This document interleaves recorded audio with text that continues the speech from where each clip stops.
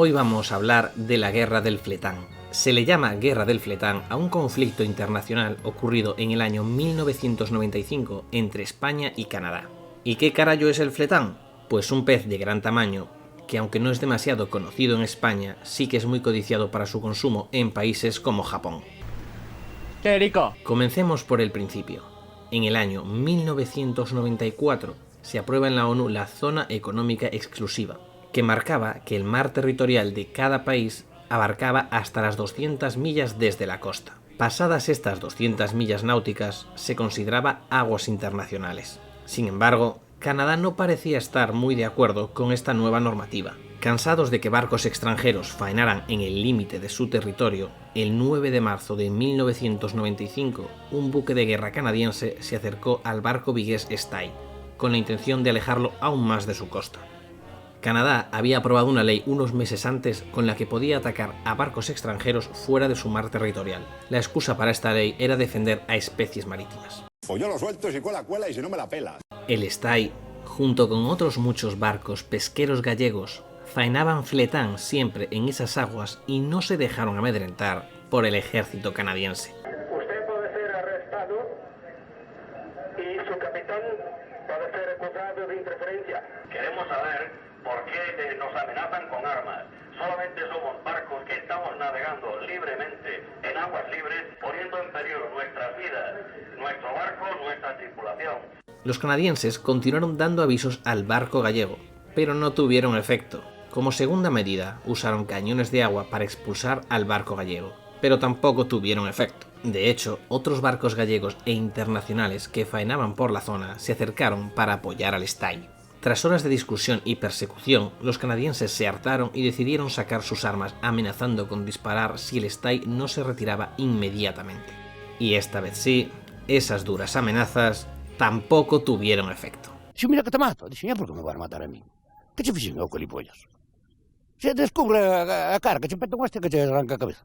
No fue hasta que finalmente el Cape Rogers abrió fuego contra el Stay cuando este se rindió.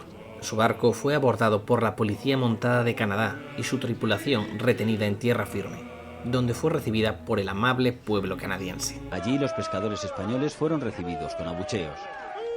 Canadá acusaba a España de pescar alevines. España y la Unión Europea exigieron la inmediata puesta en libertad de estos marineros bajo amenaza de boicot a los productos canadienses. Serafín Blanco era el patrón de pesca del Stay. Dice que fue España la que hizo rentable el fletán. Estábamos pescando lo que ellos le llamaban la basura del mar, y aquí se vendía muy bien para el Japón. Cuando dispararon, pasó un proyectil por delante del puente, dispararon otro, dispara. Y subió allí una cantidad de gente espantosa, pero armados hasta los dientes. Y eso fue una humillación porque éramos un barco civil.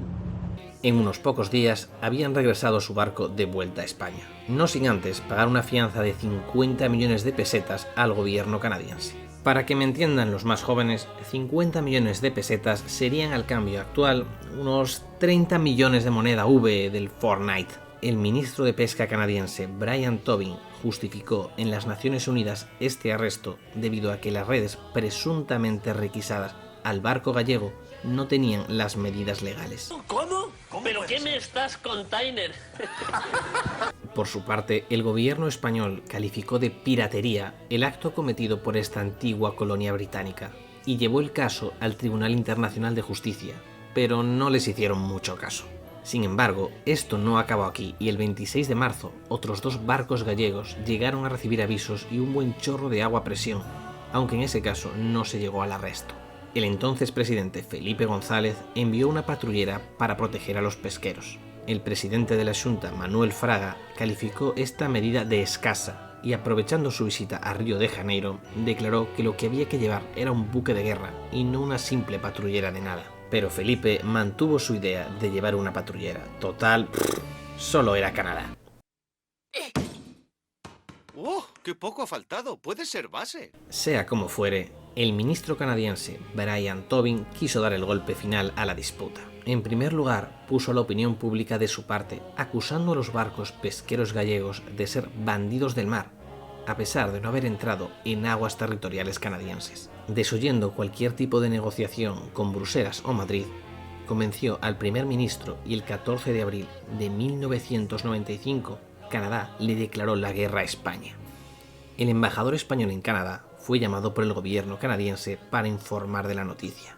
Este embajador trató de ponerse en contacto de inmediato con el ministro español, pero a los canadienses la jugada les había salido redonda. Habían pillado a los españoles en medio de la Semana Santa, con lo que la mayor parte del gobierno tardaría un buen rato en ser localizado tras encontrarse de vacaciones. Finalmente, Felipe González recibió la noticia de que Canadá les había declarado la guerra. Canadá recibió de manera inmediata la alianza de Inglaterra e Irlanda en caso de conflicto armado, ya que detestaban a los pesqueros gallegos y querían robarles la mayor cuota de pescado posible. A España se le empezaban a acumular los enemigos, pero estar en la Unión Europea tenía sus ventajas, ya que si cualquier país declaraba la guerra a un país de la Unión Europea, se la declaraba a toda la Unión salvo Gran Bretaña, que tenía un acuerdo aparte. Con lo que de golpe Alemania, Italia, Francia, Holanda, etc., también habían entrado en guerra, y un inesperado aliado surgió de entre la nada. Un pequeño país históricamente neutral no pudo soportar la injusticia sufrida por los pesqueros gallegos. Islandia avisó a Felipe: «Estamos contigo, presidente, hasta las últimas consecuencias».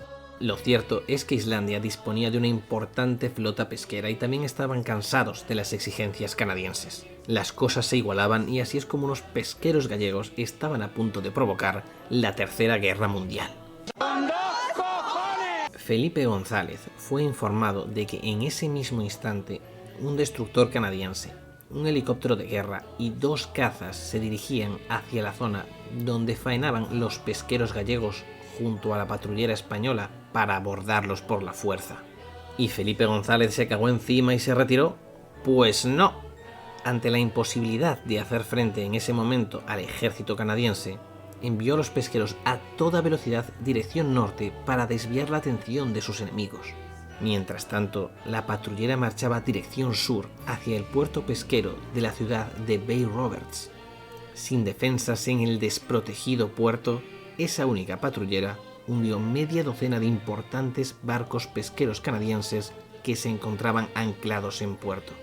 Sin causar bajas, pero sí graves daños materiales, Canadá había sufrido una enorme humillación internacional. Que no, que es coña, Felipe se cagó. Hombre vaya, sí se cagó. Y cedió ante todas las exigencias canadienses. La guerra había durado menos de un día. Claro que al presidente tampoco le quedaba mucho en la política. Los escándalos no tardarían en rodearle. Me parece estupendo. Lo tiene más que merecido. Más que merecido. Hubo protestas y manifestaciones en España, y el gobierno español reclamó a diversos organismos internacionales, pero no tuvo éxito. Resultado de las 40.000 toneladas de fletán que capturaban en 1993 los barcos españoles, casi todos gallegos, ahora solo capturan 4.000, mientras que Canadá, que antes no capturaban nada, ahora capturan unas 10.000 toneladas. Los peor parados fueron los pesqueros gallegos, ya que muchos de ellos tuvieron que reinventarse completamente. La única medida de protesta real fue la decisión de Fraga de darse de baja de la Fundación Hispano-Británica. Así que nada, 40 euros que perdieron anualmente los guiris porque Fraga dejó de pagar su cuota. Por su parte, el triunfal Brian Tobin se convertiría en primer ministro de la provincia de Terranova y Labrador. ¿Qué puedes esperar de un canadiense?